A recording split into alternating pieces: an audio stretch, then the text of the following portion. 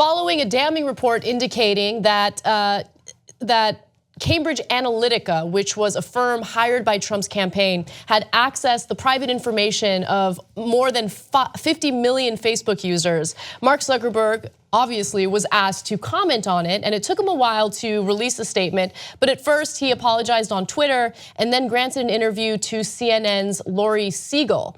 Now, in that interview, here's what he had to say and how he believes Facebook will be better moving forward.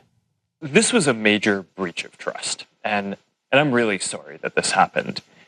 We have a basic responsibility to protect people's data, and if we can't do that, then we don't deserve to have the opportunity to serve people.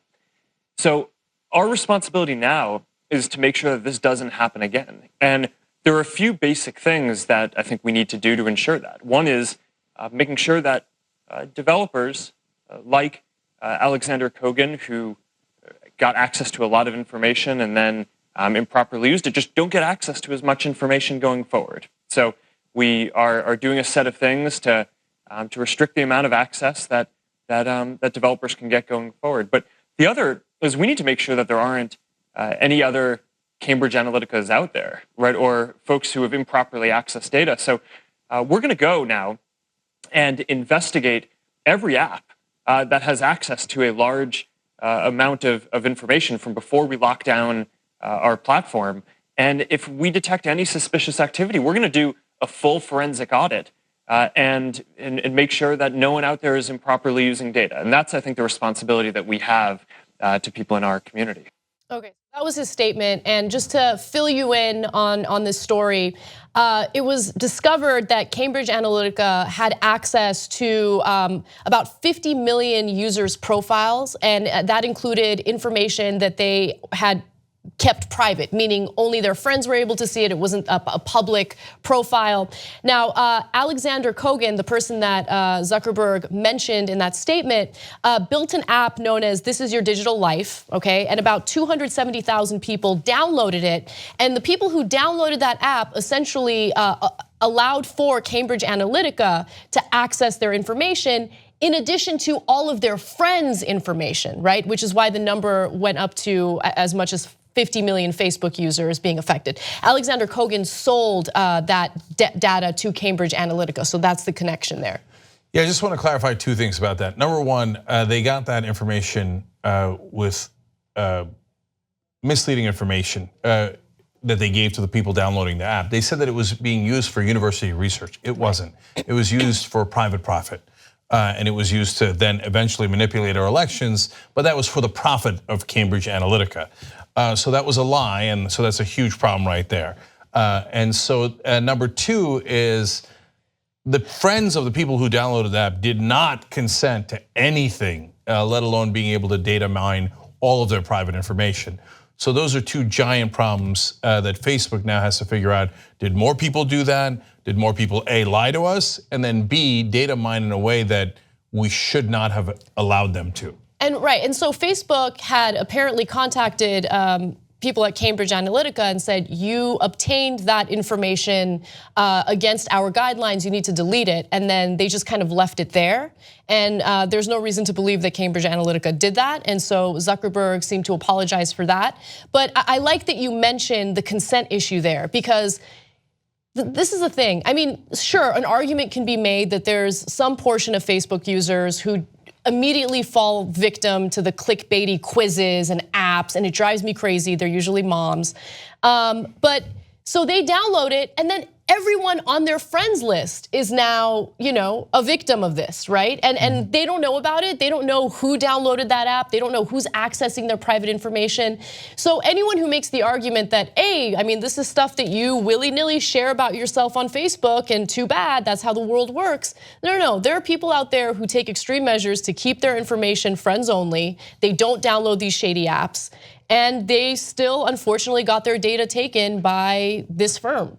So a little bit more context onto the claim that Cambridge Analytica got rid of the information 2 years ago. Facebook goes, hey, you guys seem shady. We know you got that information. By the way, Facebook does not reveal that publicly for a long time. And Analytica says, oh, don't worry, brother, we got it. We deleted it, just trust us. And Facebook goes, oh, okay, problem solved. And we found out through the recent investigations, no, they hadn't deleted it. There's people inside Cambridge Analytica that talked to reporters anonymously and said, no, I saw it on a drive the other day. It's still there. So and part of the reason why Facebook doesn't go through a lot of trouble of trying to make sure that it's deleted, one, to be fair to them, it's awfully hard to know whether someone else, a third party, has deleted information off their servers or not. I don't know how you know that, right? One thing you could do though is you could ban them. Back then, not now, right? That could have made a huge difference for violating a massive violation of your protocol and your rules, right? And then, but they also want to make money, Facebook does. So they don't want to be too harsh on the people that are using them to buy ads, and lots of ads, millions of dollars in ads. So they're like, oh, slap on the wrist for that violation. Oh, look at this, what a wonderful coincidence. It turns out you're buying tens of millions of dollars of ads on us. Okay. Yeah, I mean, nothing in life is free, nothing. So social media is not free. You're paying some price to use that platform, and the price is your personal information, which is, insanely valuable to a lot of different companies. They wanna know about you, your habits, your likes, your dislikes, your behavior online. And so, yes, this information is gonna be sold. The question is how much of that information and how much of it are you consenting to? So final two things on that. Number one, people will now use this to make sure that Facebook discriminates against all independent media. Now that's a story that is not told in any of these articles. By the way, the articles and all the press that are covering it are old media. So what is old media doing now? Okay, you did something wrong with Cambridge Analytica, so make sure that you don't have any independent voices anymore, and you should only do quote unquote legitimate news from, oh, what a lucky break, us, right?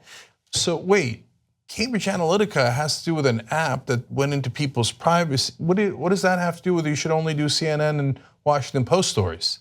But right now there is a world of pressure on Facebook to, hey, you better clean up that fake news stuff, and this story seems related to that story. Right. So that's it. From now on, only old media on Facebook. So I think, and they are, by the way, it appears on the surface that they are now, since they're backpedaling and in a world of trouble and doing PR damage control, looks like they're agreeing to that. Well, yeah, I mean, look, I think that overall you're right, especially when it comes to the stories that have surfaced regarding the fake news. Of course, more of the traditional news outlets want to get rid of the competition, and so they'll over-report it and make it seem as though anything that isn't, a long-time brand of American news is illegitimate and we should get rid of it. With this story, though, make no mistake, this has nothing to do with fake news. Maybe establishment corporate media wants to utilize it for their own purposes, but this is really about third parties who go against Facebook's own guidelines,